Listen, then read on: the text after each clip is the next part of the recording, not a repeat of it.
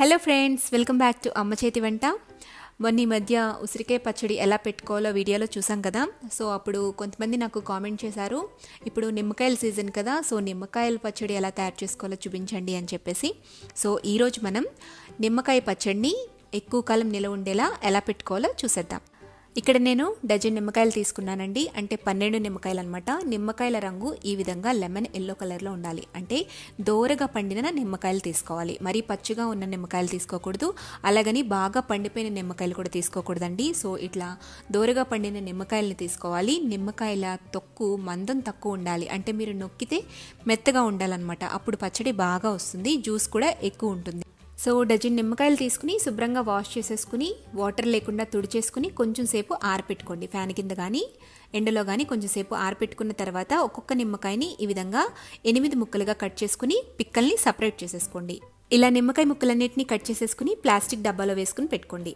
ఇప్పుడు అర డజన్ నిమ్మకాయలు తీసుకోండి. ఈ నిమ్మకాయలు మనం జ్యూస్ కోసం వాడుతున్నాము.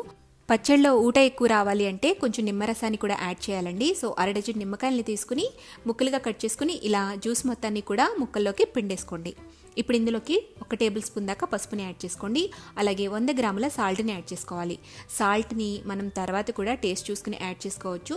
సో ఫస్ట్ అయితే 100 గ్రాముల సాల్ట్ వేసుకుని మొత్తం అంతా కూడా కలిపేసుకోండి. ఇలా కలుపుకుని మూత పెట్టి 5 రోజుల పాటు ఇలా ఊరనివ్వాలి. ఉప్పులో నిమ్మకాయలు బాగా ఊరాలన్నమాట. మధ్య మధ్యలో రోజుకొకసారి తీసుకుని కలుపుకుని మళ్ళీ మూత పెట్టేసి అట్లా పెట్టేసేయండి. ఇలా ఒక 5 రోజుల పాటు నిమ్మకాయల్ని ఉప్పులో బాగా ఊరనిచ్చిన తర్వాత మనం పచ్చడి కలుపుకోవాలి. సో మనం ముక్కలు కట్ చేసుకుని జ్యూస్ పిండుకున్నాం కదా, ఇక్కడ తొక్కలు ఉన్నాయి చూడండి.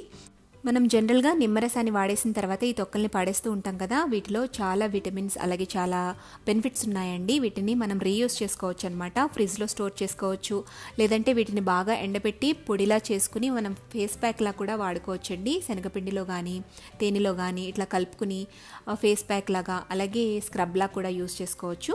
అంతేకాకుండా ఈ నిమ్మ తొక్కల్ని మనకి మోచేతుల దగ్గర మోకాళ్ళ దగ్గర బ్లాక్గా వస్తూ ఉంటాయి కదా కొంతమందికి. సో రెగ్యులర్గా అక్కడ స్క్రబ్ చేయడం వల్ల ఆ బ్లాక్నెస్ అనేది పోతుంది. అలాగే ఈ నిమ్మ తొక్కల్ని కొంచెం బేకింగ్ సోడా అలాగే వెనిగర్ని యూస్ చేస్తూ క్లీనింగ్ పర్పస్కి వాడుకోవచ్చండి. సింక్ దగ్గర నీట్గా లేకుండా కొంచెం అక్కడక్కడ మరకలు ఉంటాయి, అవి క్లీన్ చేసుకోవడానికి, అలాగే కాఫీ మరకల్ని క్లీన్ చేయడానికి, ఫ్రిడ్జ్ క్లీన్ చేసుకోవడానికి, మైక్రోవేవ్ క్లీన్ చేసుకోవడానికి, ఇట్లా చాలా వాటికి క్లీనింగ్ పర్పస్కి యూజ్ అవుతుంది. సో వీటిని స్టోర్ చేసుకుని మనం యూజ్ చేసుకోవచ్చు. అలాగే మనం స్నానం చేసేటప్పుడు బాయిలింగ్ వాటర్లో ఇవి కొంచెం వేస్తే మనం స్నానం చేస్తే చెమట వాసన దుర్వాసన అనేది రాకుండా ఉంటుందన్నమాట. నెక్స్ట్ ఇంట్లో మనం నాన్ వెజ్ వెరైటీస్ చేసుకునేటప్పుడు, ఎస్పెషల్గా ఫిష్ వెరైటీస్ చేసుకునేటప్పుడు ఇంట్లో అంతా కూడా స్మెల్ వచ్చేస్తుంది కదా, అలాంటప్పుడు స్టవ్ మీద వాటర్ పెట్టుకుని వాటర్ బాయిల్ అవుతున్నప్పుడు ఈ నిమ్మ చెక్కల్ని కనుక అందులో వేసినట్లయితే ఇంట్లో అంతా కూడా ఫ్రెష్ స్మెల్ వస్తుందన్నమాట. సో ఈ టిప్స్ పాటించండి, మనకి చాలా యూజ్ అవుతుంది. నెక్స్ట్ మనం పచ్చడిలోకి వెళ్ళిపోదాం.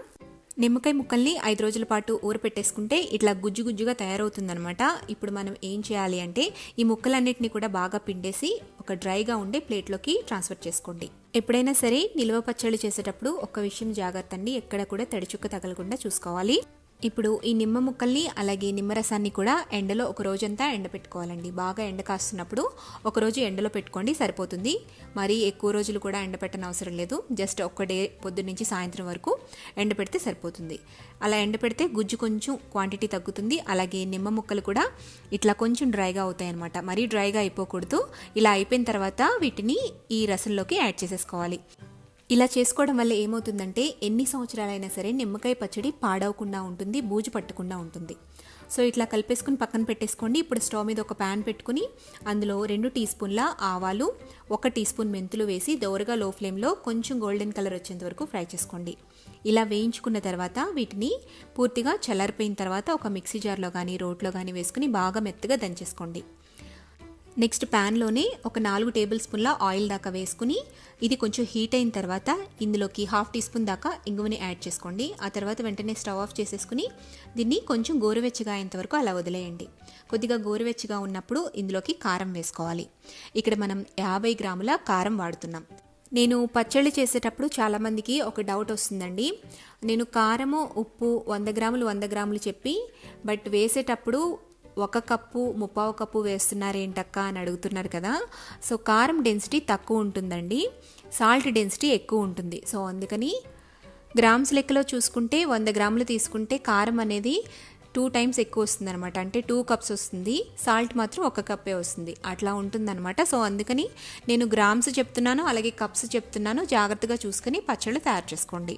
సో కారాన్ని గోరువెచ్చని నూనెలో వేసుకుని కలిపేసుకున్న తర్వాత మిక్సింగ్ కోసం ఒక బౌల్ తీసుకుని అందులోకి నిమ్మకాయల గుజ్జు, ఆవాలు మెంతుల పౌడర్, అలాగే మనం కలిపెట్టుకున్న కారం కూడా ఇందులో యాడ్ చేసేసుకుని మొత్తం మిక్స్ చేసేసుకుని, మీకు సాల్ట్ సరిపోలేదు అనిపిస్తే కొంచెం సాల్ట్ని యాడ్ చేసుకుని కూడా మిక్స్ చేసుకోవచ్చు. ఇలా పచ్చడి మొత్తాన్ని కలిపేసుకున్న తర్వాత ఒక 8గా ఉండే గాజు సీసాలో స్టోర్ చేసేసుకుని పెట్టేసుకుంటే ఎన్ని సంవత్సరాలైనా సరే ఈ నిమ్మకాయ పచ్చడి పాడవకుండా ఉంటుంది. సో కారం కలిపిన తర్వాత ఒక 2 రోజుల పాటు పచ్చడిని ఊరనివ్వండి, ఆ తర్వాత మీరు సర్వ్ చేసుకోవచ్చు. బట్ నిమ్మకాయ పచ్చడి ఏంటంటే ఊరే కొద్దీ టేస్ట్ వస్తుంది. సో ఈ సీజన్లో మీరు కూడా ఈ నిమ్మకాయ పచ్చడిని తయారు చేసుకుని మీకు ఎలా వచ్చింది అనేది నాకు కామెంట్ చేయండి. ఈ వీడియో నచ్చితే తప్పకుండా లైక్ చేసి సబ్స్క్రైబ్ చేసి షేర్ చేయండి.